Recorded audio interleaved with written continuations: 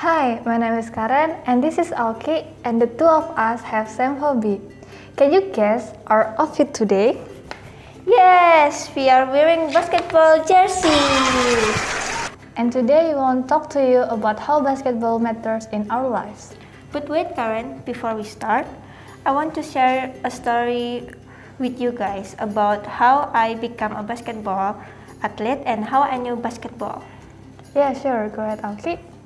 Imagine your life now without basketball, Karen. What would you do? I think I would just focus on my academics or do other sports like volleyball or something.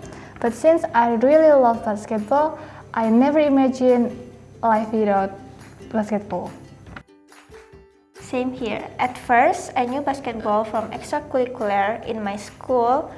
Back then, when I was in elementary school, then I was into it because I'm interested in how to play basketball. How about you, Karen? Wow, similar to you. I knew basketball from classmates in my school. And since that day, I've been interested in basketball and joined the enrichment. I see. Speaking of which, guys, there are some techniques in basketball that we want to show you guys. Yeah, so first there are 3 techniques in basketball. There is pivot, passing, and shooting. Right. Pivot is a technique to handle a ball by rotating your foot without picking it up like this. To make a point in basketball, we have 3 ways as well as passing. They are layups, shootings, and last but not least is undering. By the way, do you know this guy is? Of course, I know, he is Kobe Bryant. He is my favorite basketball player. Oh, that's your favorite one? Cool. I know, right? By the way, who is your favorite basketball player? Mine is him. He is Stephen Curry. Believe me, he's so cool, yet he makes me jealous all the time. Ha, why too? It's because he's always got a 3-point. I'm so jealous of that. Wow, so cool. Can you hear that, guys? Wow, today was fun, but I guess our time has come, okay? We need to practice now, right? Oh, you're right. Alright then, bye-bye guys. See you next time. Don't forget to X for our signature before we get famous. Okay, come on. We are late. Chill, Karen. We need to say goodbye first. Bye guys. Thanks for listening to our little chit chat. Yeah, thank you guys. I'll see you guys next time. Bye-bye.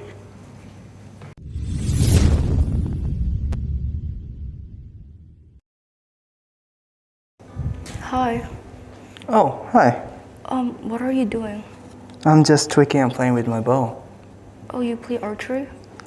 I do, for 2 years. If you don't mind, would you tell me about archery? So, the arrow that I'm using is this. This arrow is, of course, all of this is trading arrow, and I never use hunting arrow because it's dangerous. You can touch this.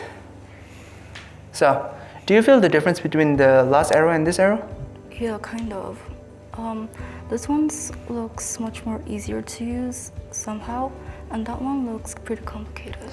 Well, actually, it's the opposite. This one, I didn't use any scope, so it used our instinct on where we want to shoot. But bear in mind, you need to aim where it's aiming. So before you want to shoot, you need to see if there's a person in front of you or not. That's one key. But this one is easier because this one is mechanic, and there's many things that helping you to aim. This one is a traditional bow, or I can say Western traditional bow that I use every day to train my skill. So, I want to ask you, which one do you like, this or that? I usually like the easier one, so that one. This one?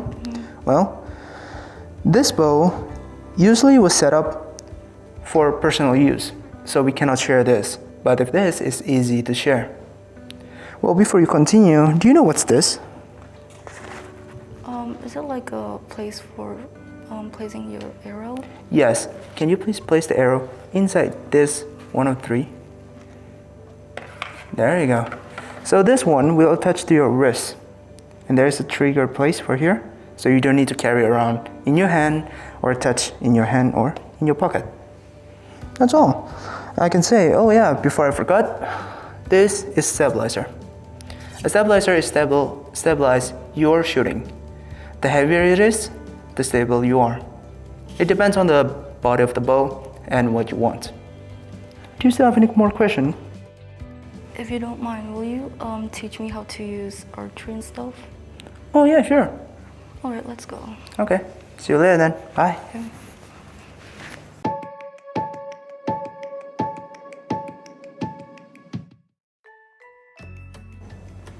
Hi, my name is Echa. And my name is Randy. We're from? English Proficiency Enrichment. Well, in this enrichment, we learn a lot, right? The lesson that the teacher gave is really entertaining. Not only that, it helps us in the future. What do you think?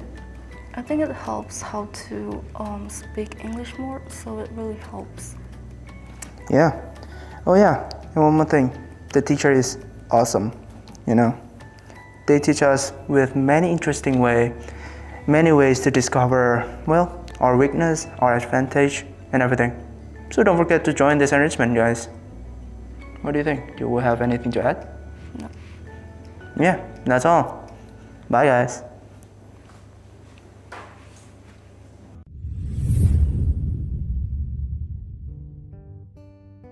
Oh my god, What happened? I'm reading an article about bullying. Have you ever been bullied? Have you ever cried yourself to sleep every night just because you don't want to go to school the next day? Have you almost wished your own life just because you don't want to live anymore?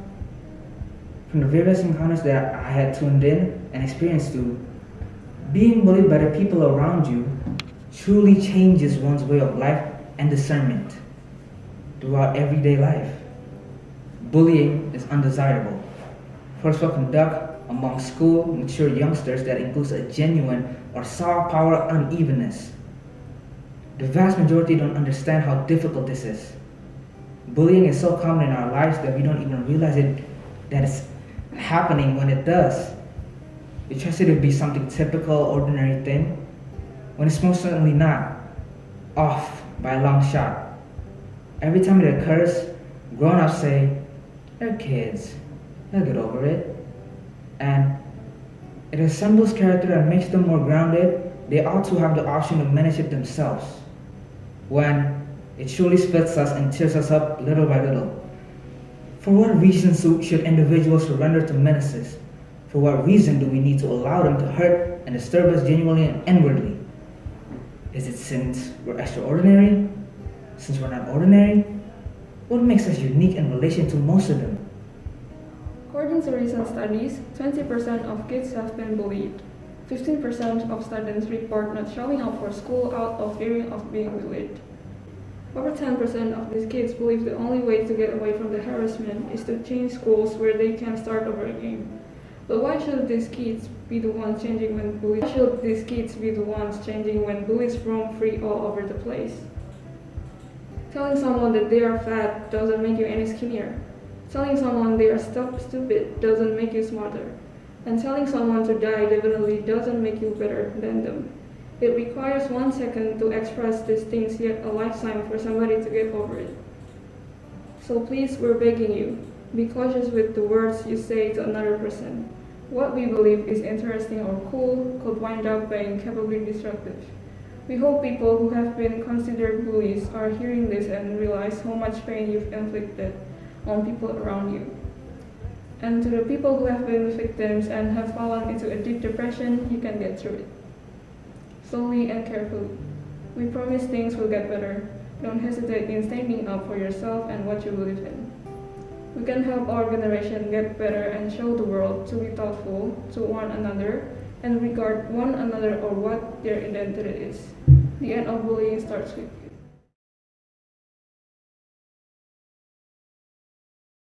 Hi, my name is Isel, Hi, my name is Naya. and we're from English Proficiency Enrichment. So what I've learned from the English Proficiency Enrichment is I've learned to improve my English, I've learned like TOEFL, which is useful for me when I want to go to like universities, and it helps me learn a lot too about social justice. So the combination between English and social justice, I kind of like that. And yeah, overall it's been fun for me.